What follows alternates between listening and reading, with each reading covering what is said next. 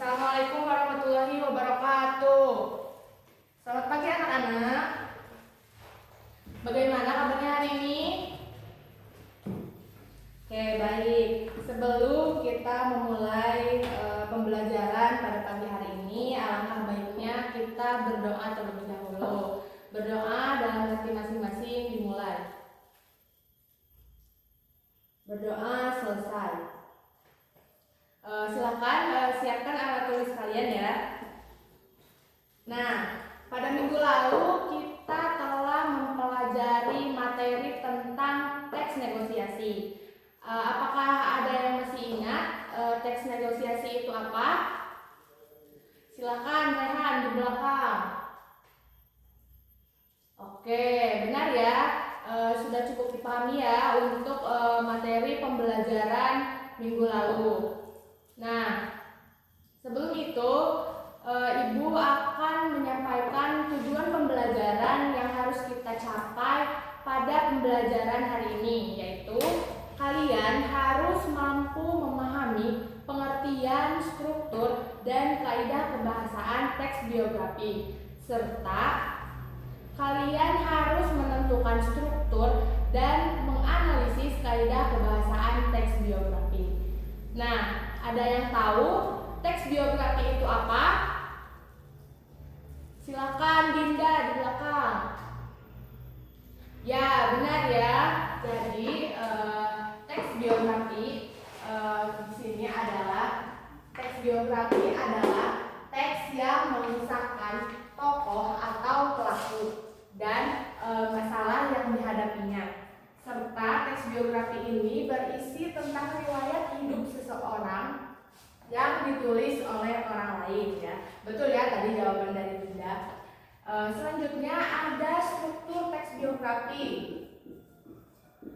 Ada yang tahu struktur teks biografi ada berapa? Belum ya? Nah, struktur teks biografi ada 3. Yang pertama ada orientasi.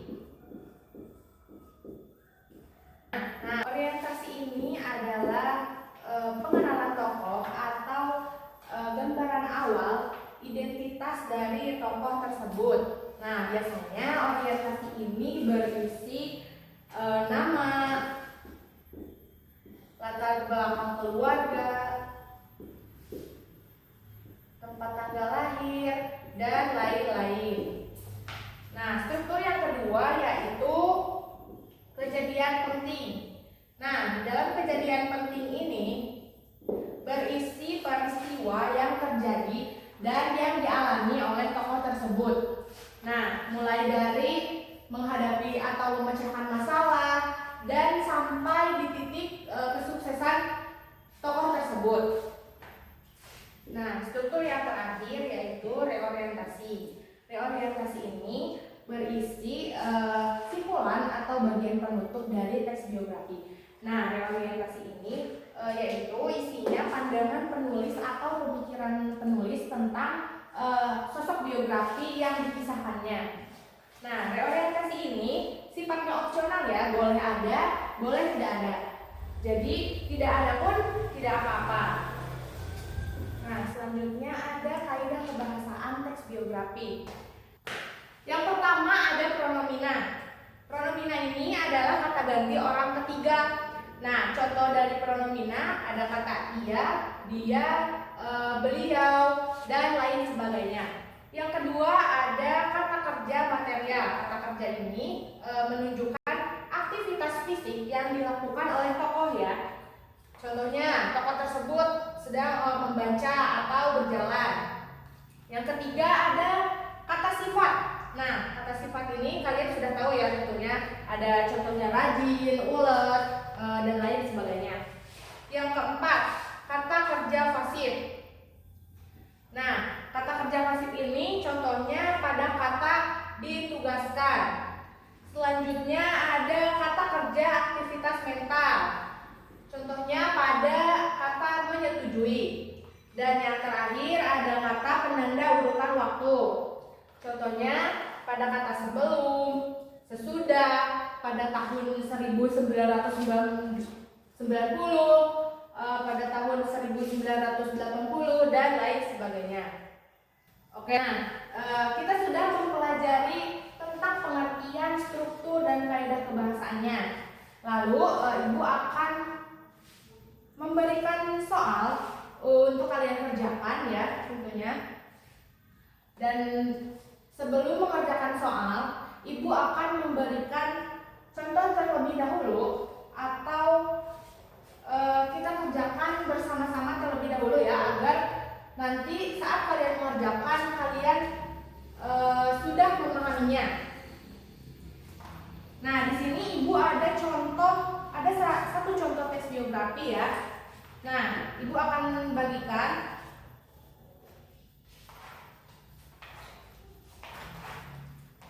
Sudah ya, sudah dibagikan. Nah, di situ ada contoh teks biografi dari tokoh pahlawan, yaitu B.J. Habibie.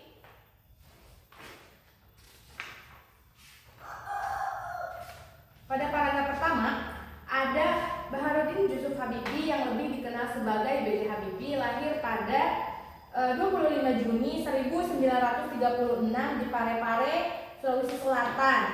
Nah, pada bagian ini termasuk ke dalam struktur apa? Ya, benar ya, orientasi, karena di dalamnya berisi tentang pengenalan tokoh ya. Nah, yang kedua ada pada paragraf setelah kembali ke Indonesia, Habibie diangkat sebagai Menteri Riset dan Teknologi pada tahun 1978. Ia berperan dalam pengembangan berbagai teknologi termasuk pesawat terbang yang merupakan pesawat pertama buatan Indonesia. Nah, pada bagian ini termasuk ke dalam kejadian penting ya, karena di dalamnya itu berisi tentang kejadian-kejadian yang sedang dialami atau yang sudah dialami oleh B.J. Habibie. Nah, yang terakhir ada pada paragraf terakhir ya, yaitu B.J. Habibie meninggal pada 11 September 2019 di Jakarta. Nah, warisannya sebagai seorang ilmuwan, pemimpi dan pelopor teknologi. Nah, pada paragraf ini tentunya termasuk ke dalam reorientasi, karena ya berisi tentang pandangan atau kesimpulan ya. Nah, sekarang kita tentukan kaidah kebahasaannya. Yang pertama tadi kaidah kebahasaannya ada pronomina. Nah, pronomina ini adalah kata ganti orang ketiga. Ya, contohnya pada kata ia, dia ya. Nah, di situ lihat adakah pronomina? Ada ya. Di bagian ia adalah seorang ilmuwan ya. Ada. Yang kedua, kata kerja material. Kata kerja material tadi aktivitas fisik yang dilakukan oleh tokoh. Nah, ia menempuh pendidikan di Universitas Indonesia. Nah, pada kata menempuh tersebut merupakan kata kerja material. Yang ketiga ada kata sifat. Nah, apakah di dalam teks biografi tersebut ada kata sifat? Ada ya, yang bagian. Nah, ia menjadi salah satu insinyur terkemuka. Nah, pada kata terkemuka itu juga termasuk ke dalam kata sifat. Selanjutnya ada kata kerja fasid. Pada bagian atau pada kalimat ia diangkat sebagai Presiden Republik Indonesia. Nah, kata kerja pasifnya yaitu diangkat ya, pada kata diangkat. Yang kelima ada kata kerja aktivitas mental. Nah, pada kalimat ia dikenang sebagai simbol motivasi. Nah, kata kerja aktivitas mentalnya yaitu pada kata dikenang. Kaidah kebahasaan yang terakhir ada kata penanda urutan waktu. Nah, terdapat pada kalimat pada tahun 1998 ya, B.J. Habibie diangkat sebagai presiden. Nah, kata penanda urutan waktu tersebut pada kalimat pada tahun 1998. Oke. Sekarang Ibu sudah contohkan ya bagaimana cara mengerjakannya. Selanjutnya kalian akan Ibu bagi ke dalam 8 kelompok ya. Masing-masing kelompok berisi 4-5 anggota. Kelompoknya sudah Ibu yang tentukan ya. Sudah Ibu kirim di grup kelas. Silakan kalian duduk sesuai dengan kelompok kalian masing-masing. Nah, Ibu akan membagi LKPD-nya ya yang harus kalian kerjakan. Ini. Oke. Silakan kalian kerjakan LKPD itu secara berkelompok ya. Ingat baca terlebih dahulu soalnya, lalu berikan jawaban yang sesuai dengan perintah yang ada di dalam LKPD tersebut. Ibu beri waktu 5 menit untuk mengerjakan LKPD tersebut. Oke, waktu habis ya. Setelah itu, Ibu minta kepada perwakilan kelompok 1 atau 2 kelompok untuk memaparkan hasil dari pekerjaan kelompok kalian. Kelompok siapa yang mau maju dan memaparkan hasilnya? Oke, kelompok 3 silakan. Ya. Apakah jawaban kelompok 3 sudah benar? Atau ada kelompok lain yang berbeda jawabannya? Atau ada yang mau berpendapat? Sama semua ya? Ya. Memang jawaban kelompok 3 sudah benar ya. Nah, pada pembelajaran hari ini apakah ada yang mau ditanyakan? Sudah cukup? Sudah cukup ya. Jika sudah cukup, kita simpulkan bersama-sama materi pembelajaran kali ini. Apakah ada yang mau menyimpulkan? Ada? Silakan satu.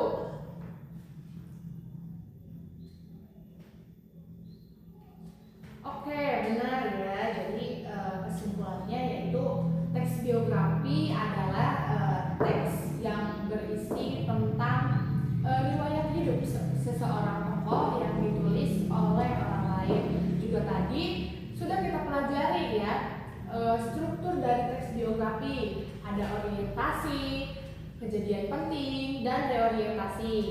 Serta ada kaidah kebahasaan teks biografi ya. Ada pronomina, kata kerja material, kata sifat, kata kerja pasif, kata kerja aktivitas mental, dan kata penanda urutan waktu.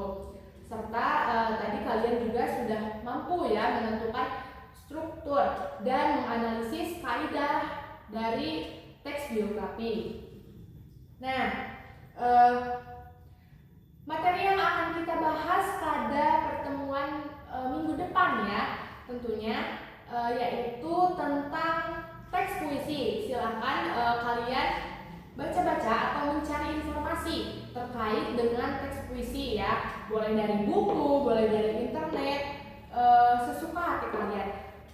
Jadi baca-baca terlebih dahulu ya materi tentang teks puisi. Selanjutnya, nah untuk mengukur ketercapaian pembelajaran hari ini, nah Ibu akan memberikan soal sedikit kok ya, gak banyak-banyak. Ibu akan memberikan soal ya, kerjakan masing-masing ya. Ini tidak secara berkelompok, kerjakan. Ibu kirim ya link Google Form-nya untuk kalian kerjakan. Sebentar. Sudah ada? Ada ya. Silakan kalian kerjakan. Ibu beri waktu selama 2 menit. Harus selesai semua ya. Silakan. Baik, selesai ya sudah. Nah, anak-anak, pembelajaran hari ini telah selesai ya. Mudah-mudahan apa yang telah kita pelajari hari ini bisa bisa bermanfaat untuk kedepannya dan untuk masa depan kita ya. Sebelum mengakhiri pembelajaran, alangkah baiknya kita membacakan hamdalah bersama-sama. Alhamdulillahirabbil alamin. Ibu tutup. Wassalamualaikum warahmatullahi wabarakatuh.